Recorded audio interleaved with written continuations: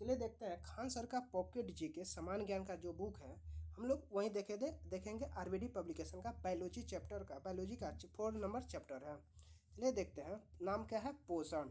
पोषण की परिभाषा देखते हैं। वह संपूर्ण प्रक्रिया जिसके द्वारा जीवित जंतु भोजन प्राप्त करते हैं तथा इसका विभिन्न जैविक क्रियाओं में उपयोग करते हैं, पोषण कहलाते हैं। ठीक है। हमारे हमारे भोजन में विभिन्न प्रकार के पोषण तत्व जैसे कार्बोहाइड्रेट, वसा, प्रोटीन, खनिज लवण और जल है या नहीं, इसका पता हमें पोषण से पता चलता है। पोषण 2 प्रकार के होते हैं, स्वपोषी और परपोषी। अब है मुख्य पोषक तत्व नाइट्रोजन, फास्फोरस एवं पोटास है। गौण पोषक तत्व कैल्शियम, मैग्नीशियम एवं गंधक है। सूक्ष्म पोषक तत्व लोहा, जिंक, कॉपर, मैग्नीज है। अब है राष्ट्रीय पोषण एवं अनुसंधान संस्थान हैदराबाद में है। केंद्रीय खाद्य प्रौद्योगिकी अनुसंधान संस्थान मैसूर में है। केंद्रीय औषधि शोधन संस्थान लखनऊ में है। अब है मानव शरीर की कैलोरी संबंधी आवश्यकताएं, यानी कार्य की प्रकृति पुरुष स्त्री। अगर कार्य कठिन परिश्रम करने वाले पुरुष हो गए तो 3600 कैलोरी चाहिए, और कठिन करने वाली अगर स्त्री रहती है तो 3000 कैलोरी चाहिए। अब हल्का कार्य करने वाले व्यक्ति पुरुष को 2000 कैलोरी चाहिए और स्त्री को 2100 कैलोरी चाहिए। अब 8 घंटा काम करने वाले पुरुष को 3000 कैलोरी चाहिए और स्त्री को 2500 कैलोरी चाहिए। ठीक है। हम लोग इसी में अगला चैप्टर में देख लेंगे क्या है पोषण पदार्थ, यानी क्या है पोषण पदार्थ। हम लोग दोनों चैप्टर एक ही में क्लियर करेंगे, इसलिए कि 4 नंबर चैप्टर छोटा है। ठीक है, आगे देखते हैं। ठीक है, पोषण पदार्थ यानी संतुलित भोजन वह है जिसमें सभी आवश्यक पोषक तत्व उपलब्ध हो तथा किसी भी पोषक की लंबे समय तक कमी या अनुपलब्ध से भोजन असंतुलित होता है। लंबे समय तक जब भोजन में किसी एक या अधिक पोषक तत्वों की कमी हो तो उसे कुपोषण कहते हैं। अब शरीर को ऊर्जा देने का कार्य कार्बोहाइड्रेट और वसा करता है। शरीर निर्माण व मरम्मत का कार्य प्रोटीन करता है। अब उपापचयी मेटाबॉलिक क्रियाओं को पूर्ण करने में सहायता विटामिन, खनिज लवण व जल। विटामिन तथा खनिज लवण को संरचनात्मक खाद्य पदार्थ कहा जाता है क्योंकि ये शरीर के प्रतिरक्षा तंत्र के लिए आवश्यक होते हैं। पोषण के लिए आवश्यक इन पदार्थों को निम्न भागों में बांटा गया है। ऊर्जा उत्पादक, इनमें ऑक्सीकरण से जैव क्रियाओं के लिए ऊर्जा प्राप्त होती है, जैसे कार्बोहाइड्रेट और वसा।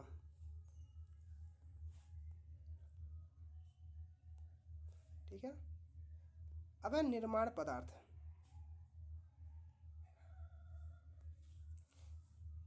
निर्माण पदार्थ शरीर की रचनात्मक एवं मरम्मत के लिए आवश्यक पदार्थ है, जैसे प्रोटीन।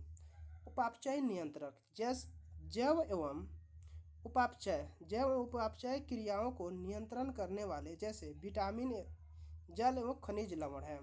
अनुवांशिक पदार्थ अनुवांशिक लक्षणों को अगली पीढ़ी में ले जाने वाले पदार्थ, जैसे डीएनए और आरएनए वायरस में होता है। भोजन के अव्यय दीर्घ पोषक तत्व कार्बोहाइड्रेट, प्रोटीन, वसा, विटामिन, खनिज लवण, जल, न्यूक्लिक अम्ल होता है। अब सूक्ष्म पोषक तत्व, यह स्मरण रखने की बात है कि 12 वर्ष की उम्र वाले बालक का भोजन एक युवक के बराबर होता है और 14 से 18 साल की लड़की के लिए 2800 से 3000 कैलोरी का आहार पोषक के लिए ठीक है। इसी अवस्था के बालक को पोषण के लिए 3000 से 3400 कैलोरी का आहार मिलना चाहिए। अब प्रतिदिन के आहार के भिन्न भिन्न तत्वों का अनुपात यह है प्रोटीन 100 ग्राम 41 कैलोरी, वसा 100 ग्राम 930 कैलोरी और कार्बोहाइड्रेट 400 ग्राम 1640 कैलोरी होता है।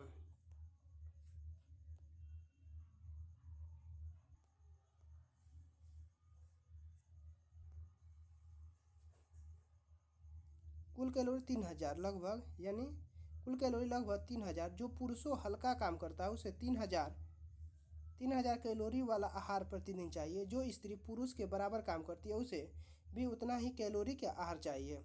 जो पुरुष कठिन काम करते हैं उनके लिए 4000 कैलोरी आहार आवश्यक है। किसी भी भोजन में 100 ग्राम से जितना ऊर्जा निकलती है उसे कैलोरी में मार कहते हैं। अब मानसिक कार्य श्रम करने वाले व्यक्ति जैसे वैज्ञानिक, डॉक्टर, इंजीनियर को 3000 से 3200 कैलोरी चाहिए। अब मशीन चलाने वाले टर्नर, मोटर ड्राइवर, स्त्री उद्योग के मजदूर को 3500 कैलोरी चाहिए। अब आंशिक आंशिक मशीनीकृत शारीरिक कार्य में लगे व्यक्ति जैसे यंत्र बनाने वाले, कृषि मजदूर, फीटर को 4000 कैलोरी चाहिए। कठिन शारीरिक परिश्रम करने वाले जैसे कुली, गोदी गोदी मजदूर आदि को 4500 से 5000 कैलोरी चाहिए। अब गर्भवती महिला को 2800 कैलोरी ऊर्जा आवश्यक होती है। दूध को एक संतुलित या पूर्ण आहार माना जाता है, लेकिन इसमें विटामिन सी तथा आयरन नहीं पाए जाते हैं, जबकि अन्य सभी अव्यय तत्व पाए जाते हैं। केवल दूध का लगातार सेवन करते रहने से एनीमिया, रक्तहीनता, लोहा की कमी के कारण रोग हो जाता है।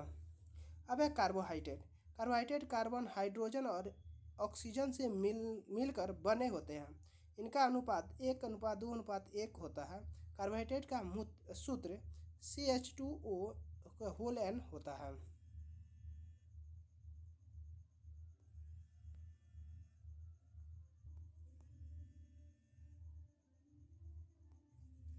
कार्बोहाइड्रेट शरीर को तीव्र गति से ऊर्जा प्रदान करते हैं। कार्बोहाइड्रेट के स्रोत चावल सर्वाधिक मात्रा में 80 से 50%, गेहूँ, मक्का, बाजरा, आलू, शकरकंद, गन्ना, दूध, अंगूर व फल, शलजम आदि होता है। सबसे अधिक कार्बोहाइड्रेट चावल में 2800 mg से 100 ग्राम, केले में 23 mg से 100 ग्राम, आलू में व 21 mg से 100 ग्राम, मटर में 15.6 mg से 100 ग्राम, मक्का यानी 12.2 mg से 100 ग्राम होती है। अब 1 ग्राम कार्बोहाइड्रेट से 4.2 किलो कैलोरी ऊर्जा प्राप्त होती है। कार्बोहाइड्रेट मानव शरीर में ग्लूकोज के रूप में टूटता है। शर्करा या ग्लूकोज को यकृत या लीवर ग्लाइकोजन में बदल देती है। हमारे शरीर में ग्लूकोज का संचयन ग्लाइकोजन को रूप में किया जाता है। एटीपी का एडीपी में जैव रूपांतरण मानव शरीर को अधिकतम ऊर्जा प्रदान करता है। यकृत आवश्यकता से अधिक ग्लूकोज शर्करा को ग्लाइकोजन में बदलकर इसका संग्रहण कर लेता है। इस प्रक्रिया को ग्लाइकोजेनेसिस कहते हैं। रक्त में ग्लूकोज शर्करा की कमी होने पर संग्रहित ग्लाइकोजन को वापस ग्लूकोज में बदल कर रक्त में मुक्त कर देती है।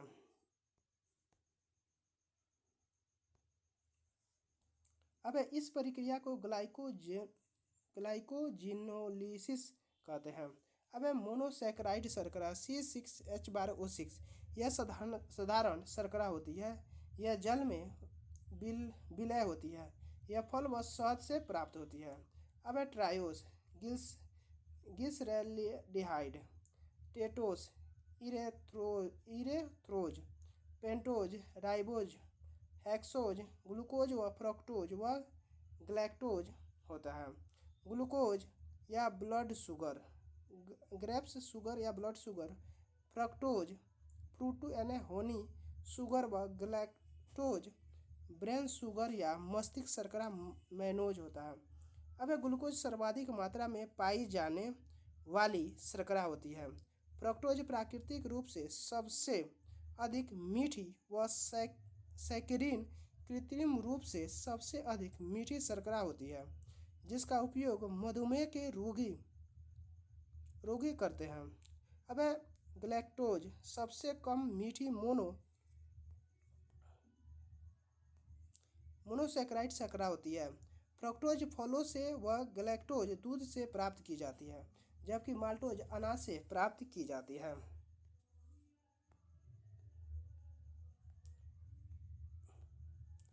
अब देखते हैं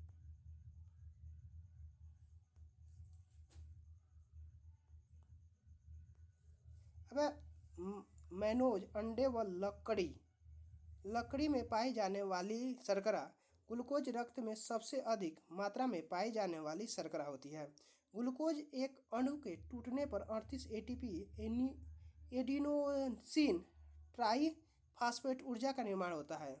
एक एटीपी 7.3 किलो कैलोरी पर मोल यानी 1769 कैलोरी ग्लूकोज रक्त में 80 से 100 mg यानी 100 ml सर्वाधिक मात्रा में पाई जाने वाली शर्करा होती है।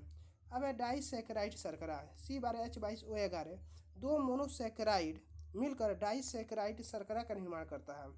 अब है ओलिगोसैकेराइड में शर्करा के अणुओं की संख्या 2 से 100 के बीच, जबकि डाइसैकेराइड में शर्करा के अणुओं की संख्या 2 होती है। अब है माल्टोज बनता है ग्लूकोज प्लस ग्लूकोज से। लैक्टोज बनता है ग्लूकोज प्लस गलैक्टोज से। सुक्रोज बनता है ग्लूकोज प्लस फ्रक्टोज से। मधुमक्खियाँ पुष्प का पराग अर्थात सुक्रोज चूसकर इसे शहद अर्थात फ्रक्टोज में रूपांतरित कर देती है। अब है पॉलीसैकेराइड शर्करा C6H10H5 होल N दो से अधिक मोनोसैकेराइड की इकाइयाँ आपस में ग्लाइकोसिड बंध द्वारा जुड़कर मिलकर पॉलीसैकेराइड शर्करा का निर्माण करती है। पॉलीसैकेराइड शर्करा के अणुओं की संख्या 10 से अधिक होती है। यह जल में अभिलेय है। अब है सेल्यूलोज स्टार्चमंट ग्लाइकोजन काइटिन होती है। पॉलीसैकेराइड शर्करा ग्लूकोज से 10,000 अणुओं की संयुक्त रूप होती है। सेल्यूलोज की लकड़ी से कागज से पत्तियों से प्राप्त किया जाता है, जबकि स्टार्च को आलू, गन्ने व चावल से प्राप्त किया जाता है। ग्लाइकोजन को जीव जंतुओं का संचित भोजन तथा स्टार्चमंट को पेड़ पौधों का संचित भोजन कहा जाता है। सेल्यूलोज प्राकृतिक में सर्वाधिक मात्रा में पाई जाने वाली पॉलीसैकेराइड शर्करा है। पादप कोशिकाओं की कोशिका भित्ति सेल्यूलोज की बनी होती है।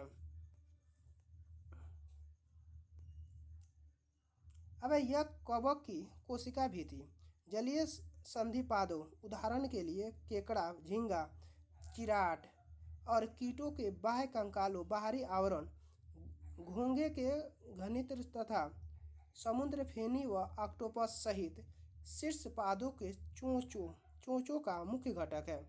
अब स्टार्चमंड व सेल्यूलोज दोनों प्राकृतिक बहुलक होते हैं।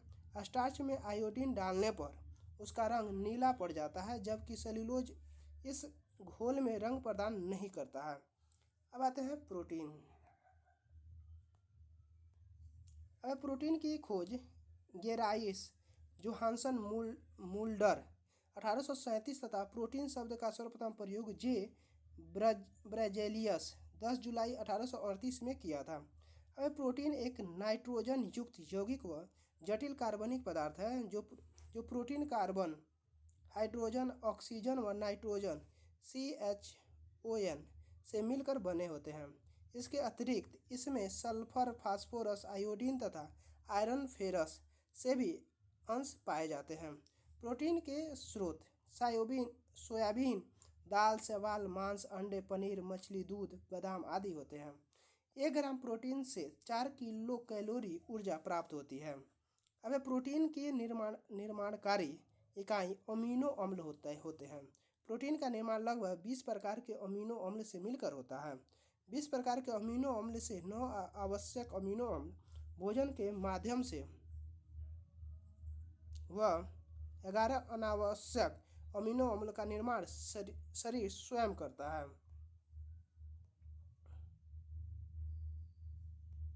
अब 9 आवश्यक अमीनो अम्ल lysine, tryptophan, histidine, फेनिलएलानिन,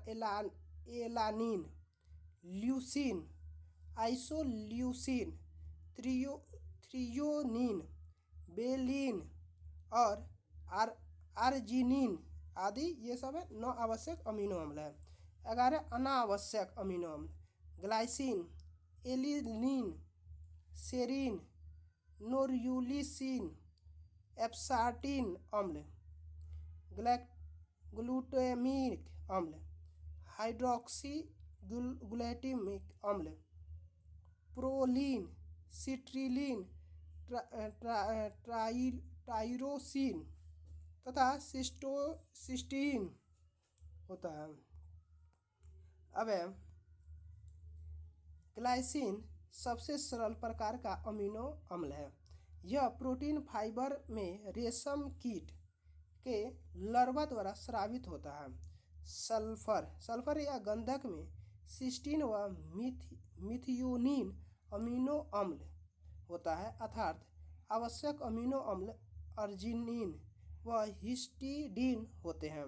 protein amino अम्ल के बहुलक होते हैं। दो अमीनो अम्ल के बीच पेप्टाइड बंध होते हैं। अब प्राकृतिक में लगभग 300 प्रकार के अमीनो अम्ल पाए जाते हैं। मानव शरीर का लगभग 15% भाग प्रोटीन से बना होता है।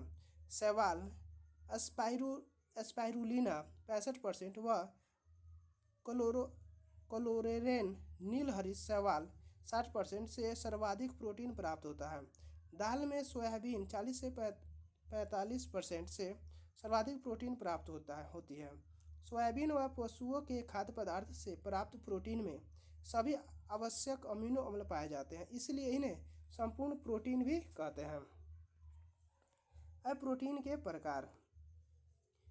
प्रकार सरल प्रोटीन, यानी इस प्रकार के प्रोटीन केवल अमीनो अम्ल से बने होते हैं, जैसे जंतु प्रोटीन, एल्बुमिन, ग्लोब्यूलिन, एल्ब्यूमिनाइड। अब संयुक्त प्रोटीन, यानी इस प्रकार के प्रोटीन का संयोजन किसी अन्य अणु से रहता है। इसे जैसे ग्लाइकोप्रोटीन और फास्फोप्रोटीन होता है। चलिए आगे देखते हैं। अब व्युत्पन्न प्रोटीन।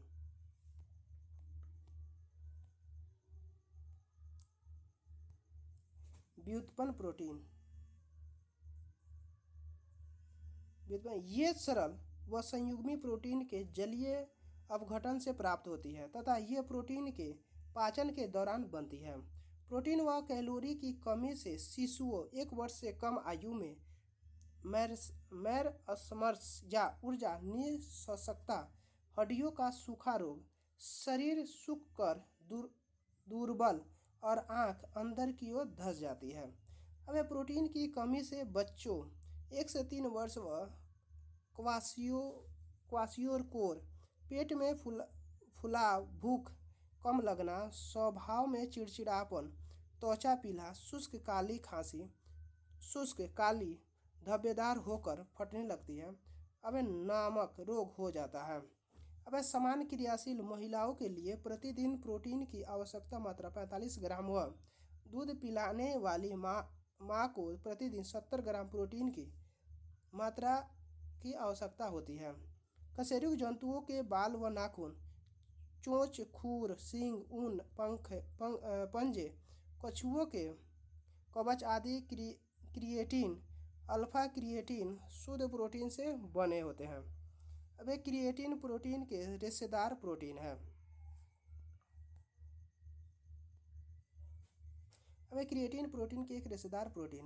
मकड़ियों के जाले बीटा क्रिएटिन प्रोटीन से बनते हैं। अब रक्त में हीमोग्लोबिन प्रोटीन होता है।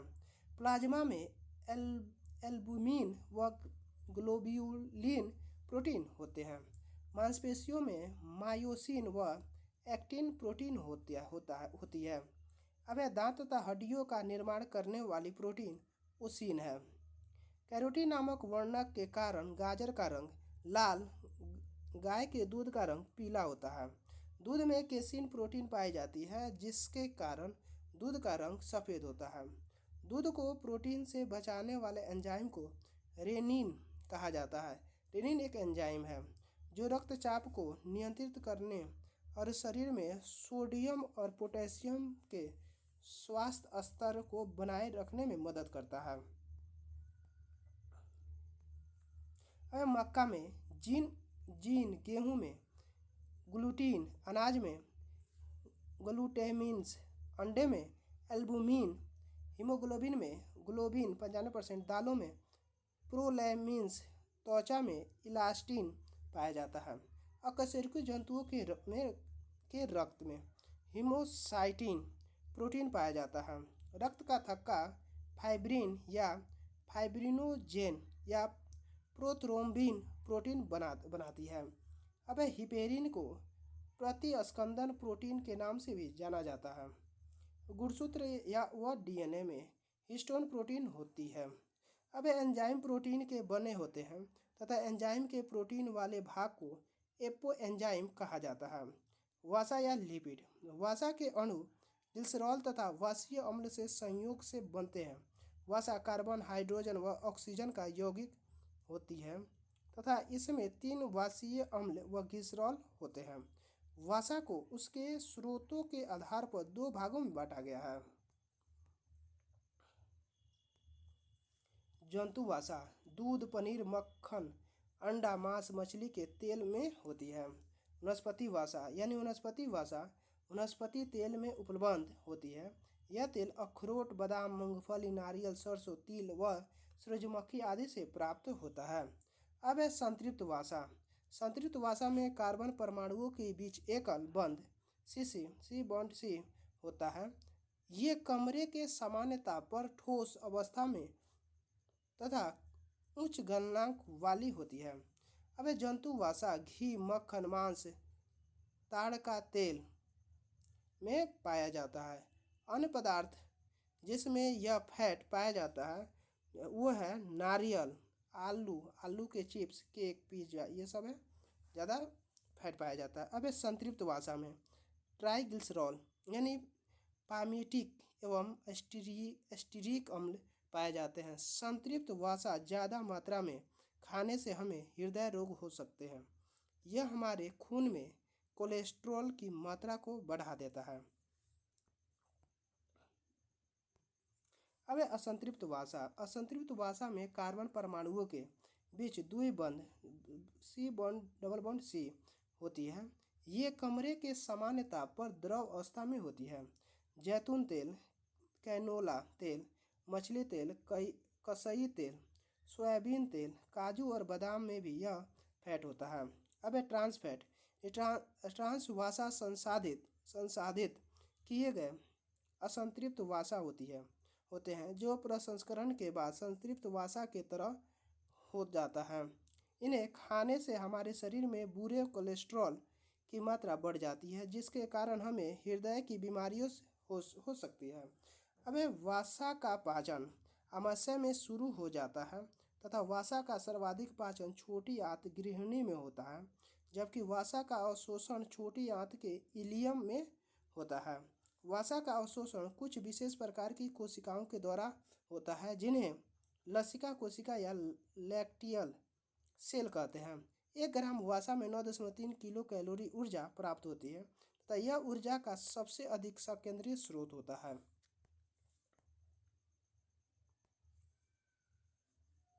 वसा सामान्यतः ताप पर ठोस अवस्था में होते हैं, परंतु यदि वे इस ताप पर द्रव अवस्था में हो तो उन्हें तेल कहते हैं। सामान्यतः वयस्क व्यक्ति को 20 से 30% ऊर्जा वसा से प्राप्त होती है। आगे देखते हैं। अब पॉली असंतृप्त वसा, पॉली अनसैचुरेटेड फैट यानी ओमेगा 3 वसा जो मछली में पाई जाती है। ओमेगा 6 वसा जो कसई और सोयाबीन के तेल में पाई जाती है। मोनोसंतृप्त वसा, मोनोसेचुरेटेड फैट यानी यह जैतून और कैनोला तेल में पाया जाता है। काजू और बादाम में भी यह फैट होता है। अब विटामिन के बारे में। विटामिन की खोज निकोलाई लूनिन 1881 में ने की थी तथा विटामिन नाम सी फंक 1911 ईस्वी में दिया था। विटामिन जैव पदार्थ होते हैं जो प्राणियों की वृद्धि एवं विकास में सहायक होते हैं। विटामिन 2 प्रकार के होते हैं, जल में मिले बी और सी, दूसरा वसा में मिले ADE। अब देखते हैं विटामिन ए के बारे में। विटामिन ए रासायनिक नाम रेटिनॉल, खोजकर्ता एल्मर मैकुलर। इसकी कमी से रतौंधी यानी नाइट ब्लाइंडनेस यानी जीरोथेलिन, नेत्र में शुष्कपन, फ्राइनो फ्राइनोडर्मा, कैरोटोमलेशिया, कार्निया का नर्म होना, आँख में सफ़ेदी, कुपिक हाइपर हाइपर केराटोसिस जो सूखी उबड़ त्वचा का कारण बनता है। यह गाजर में सर्वाधिक मात्रा में पाया जाता है। पीले रंग के फलों पपीता, पक्के आम, केला में भी पाया जाता है। यह गाय के दूध में पाया जाता है तथा खट्टे फलों में नहीं पाया जाता है। अब स्रोत दूध, दही, अंडा, यकृत, मछली का तेल, शार्क मछली, पालक, अंडे की दर्जी, ब्रोंकली, गाजर, अखरोट, गोल्डन राइस, विटामिन ए पाया जाता है। इसे वृद्धिकर विटामिन और संक्रमण रोधी विटामिन कहते हैं।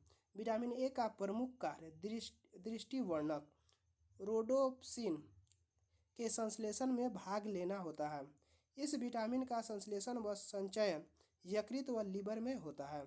13 से 15 वर्ष की आयु के बच्चों को इसकी दैनिक आवश्यकता 60 mg होती है। अब विटामिन बी का खोजकर्ता एमलर मैकुलर ने B12 में कोबाल्ट उपस्थित होता है। विटामिन B12 में कोबाल्ट की मौजूदगी के सर्वप्रथम सोडियम नाइट्रोप्रोसाइड परीक्षण के द्वारा सिद्ध किया गया था। विटामिन B12 की कमी पर होने वाला प्रनाशी रक्तल्पता हो जाती है। B12 विटामिन के आंत के जीवाणु द्वारा संश्लिष्ट होता है। अब विटामिन सी के बारे में जानते हैं। विटामिन सी का खोज जेम्स लिंड ने, रासायनिक नाम एस्कॉर्बिक एसिड, कमी से एस्कॉर्बिक नामक रोग हो जाता है। यह आंवला में सर्वाधिक मात्रा में पाया जाता है। स्रोत है काले किशमिश, कीवी फल, ब्रोंकली, लीची, स्प्राउट्स, टमाटर, खट्टे फल जैसे संतरे, नींबू, जामुन, स्ट्रॉबेरी, अमरूद, शिमला मिर्च, पपीता आदि इत्यादि होता है। विटामिन सी सर्वप्रथम खोजी गई विटामिन है। यह हरी मिर्च में भी पाया जाता है। विटामिन सी गर्म करने व धोने पर नष्ट हो जाता है। विटामिन सी खट्टे फलों में सर्वाधिक पाया जाता है। विटामिन सी शरीर में रोग प्रतिरोधक क्षमता विकसित करती है। इसे घाव भरने वाला विटामिन भी कहते हैं। चलिए अब देखते हैं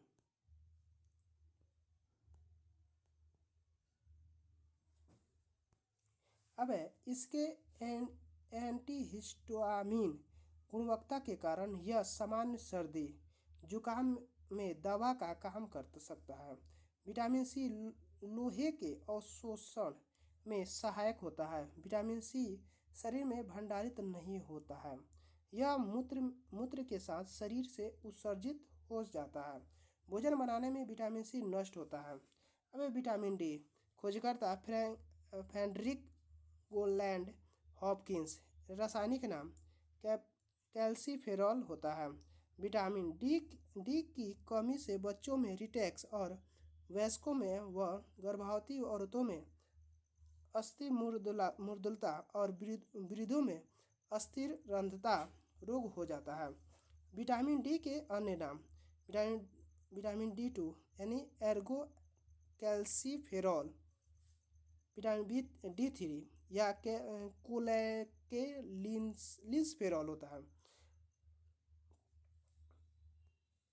अब आगे देखते हैं। अब इसे हार्मोनल विटामिन भी कहा जाता है। यह विटामिन शरीर में सबसे अधिक तीव्रता से बनता है। यह सूर्य के प्रकाश से भी प्राप्त किया जा सकता है। त्वचा में उपस्थित आर्गोस्टिरॉल पराबैंगनी किरणों के माध्यम से विटामिन डी का निर्माण करता है। सूर्योदय के समय विटामिन डी सर्वाधिक मात्रा में होता है और दिन में कम प्राप्त होता है। अब स्रोत दूध, अंडे, मांस, सोयाबीन, मछली का तेल, कार्ड, लीवर ऑयल, सूर्य का प्रकाश आदि। विटामिन डी का हरी सब्जियों में नहीं होता है। विटामिन ए अब रसायन नाम टोकोफेरॉल होता है। इसकी कमी से प्रजनन क्षमता में कमी आती है। पुरुष में नपुंसकता व महिलाओं में बांझपन आ जाता है। यह प्रजनन सेल्स का निर्माण करती है। इसे प्रजनन विटामिन भी कहते हैं। इसे सौंदर्य विटामिन भी कहते हैं। यह विटामिन यकृत व लीवर में प्रोथ्रोम्बिन का निर्माण करता है। अब विटामिन ए खून में रेड ब्लड सेल या लाल रक्त कोशिका को बनाने के काम आता है। यह शरीर को ऑक्सीजन के एक नुकसानदायक रूप से बचाता है जिसे ऑक्सीजन रेडिकल्स कहते हैं। इस गुण को ऑक्सीडेंट कहा जाता है। समय से पहले हुए या प्रीमेच्योर नवजात शिशु में विटामिन ई की कमी से खून में कमी हो जाती है। इससे उनमें एनीमिया हो सकता है। अब ये स्रोत है अंकुरित अनाज, सोयाबीन, दूध, अंडे की दर्जी, मूंगफली का तेल, बादाम आदि है। विटामिन के रासायनिक नाम फिलोक्विनोन या नेप्थोक्विनोन होता है। इसकी कमी से रक्त का थक्का नहीं बनता है। विटामिन के का निर्माण ई कोलाई नामक जीवाणु करता है। स्रोत है टमाटर, आलू, हरी सब्जियां, गोभी, सोयाबीन, अनार, ऑलिव एवं कैनोला तेल आदि है। रक्त का थक्का रक्त स्कंदन प्लेटलेट्स के कारण बनता है। रक्त का थक्का फाइब्रिन बनाता है। यकृत में प्रोथ्रोम्बिन का निर्माण इसके द्वारा होता है। ठीक है, अब देखते हैं विटामिन की निम्न तालिका।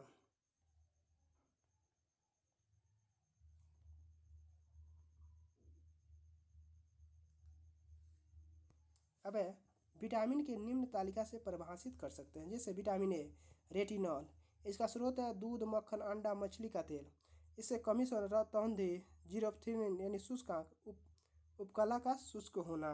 विटामिन बी1 थायमिन यानी सोयाबीन, अनाज, हरी सब्जियां इसका स्रोत है। इससे दूर हो सकता है थायमिन यानी बेरी रोग है। विटामिन बी2 राइबोफ्लेविन यानी पनीर, अंडा, दूध, यीस्ट, ये सब क्या है, इसके कमी से किलोसिस रोग होता है।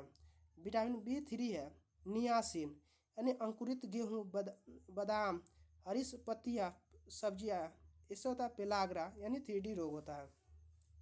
बी5 यानी पैंथोथेनिक अम्ल, मांस, दूध, खमीर, फल व मूंगफली, अनिद्रा, थकावट, आंत में दर्द होता है। बी6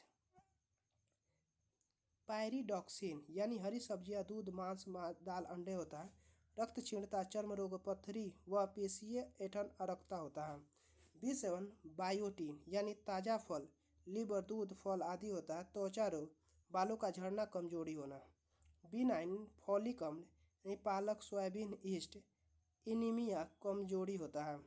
बी12 कोबाल्टानिन मांस, मछली, दूध, पनीर, अंडा होता है। रक्त क्षीणता होता है। अब बी17 यानी लैक्टोराइट विटामिन यानी ये गेहूं की हरी पत्तियों में पाया जाता है। यह एंटी कैंसर गुणों से युक्त होता है। अब सी यानी एस्कॉर्बिक अम्ल, रसदार खट्टे फल, आंवला, हरी मिर्च। अब एस्कॉर्बिक जनन क्षमता कम होता है। डी होता है कैल्सीफेरॉल, मक्खन, दूध, मछली का तेल, अंडा, रेटेक्स, ऑक्टोमलेशिया होता है। अब टेकोफेरॉल यानी तेल, गेहूँ, सोयाबीन, अंडा, मांझपन और नपुंसकता होता है। विटामिन के से होता है। विटामिन ए से टेकोफेरॉल नाम है, वैज्ञानिक नाम विटामिन ए का टेकोफेरॉल है। यह तेल, गेहूँ, सोयाबीन, अंडा होता है। इससे बांझपन, नपुंसकता होता है विटामिन ई से। विटामिन के का मतलब है होता है फाइलोक्विनोन, नेप्थोक्विनोन, टमाटर, पनीर, सब्जी होता है। यह हीमोरेजिए, रक्त का थक्का न जमना है।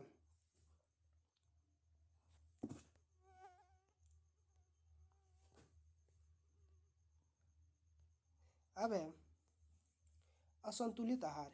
जब भोजन में आवश्यक पोषक पदार्थों की मात्रा अनिश्चित अनुपात में हो तो असंतुलित भोजन कहलाता है। अब है मादक पदार्थ। आधुनिक एवं तनाव के कारण अथवा शौक के तौर पर भी कुछ लोग नशा युक्त पदार्थों का सेवन करते हैं। अब है इनमें केवल शराब ही नहीं, अफीम, चरस, गांजा, भांग, कोकीन आदि पदार्थों का प्रयोग बहुतायत से किया जा रहा है।